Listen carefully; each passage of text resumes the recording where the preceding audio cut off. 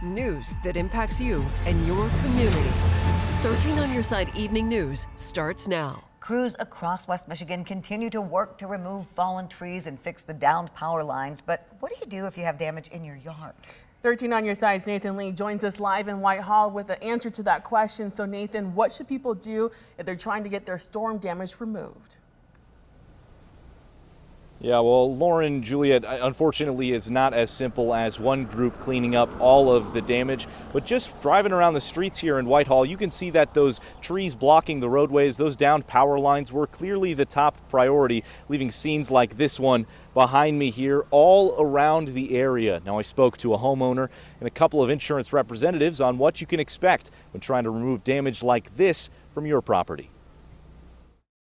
It's been a long time since we've seen damage like this. Grant Bellinger is one of many homeowners in Whitehall that's been impacted by Tuesday's storms. Both he and his niece's homes were damaged by high-speed winds and falling trees. We did hear a huge crash. That was my garage door being hit by probably a half a ton or more of oak tree. Bellinger's situation is one many people are facing: heavy damage to properties and unsure next steps. What Bellinger did: contact your insurance. That's all you can do. But as Jim Mines, the owner of Anchor Insurance Group, says, as a rule, insurance doesn't cover land. Mines says that when it comes to the damage seen Tuesday, all damage directly from wind can be covered by insurance. What's trickier is fallen trees, getting them removed off your property.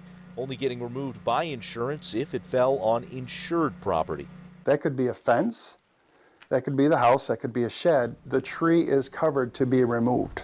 If the tree lands on uninsured property, like your yard, Mines says you might be out of luck. But even though your damage may not be covered by insurance, Mines says it's still worth a call. We will work through the process and see what kind of damage they have, let them know if it's covered or not, what is covered and what is not covered. If nothing else, Mines says insurance companies have connections to tree removal services, ensuring a reliable team to help come clean up the mess.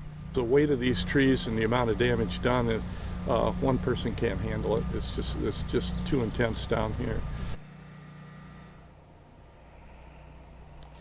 Now, we've seen crews out here since early this morning, clearing out those roadblocks and clearing out those power lines as well. We've also seen several tree removal crews tarping up roofs, as well as cutting up and chopping down those trees on yards and shipping them away.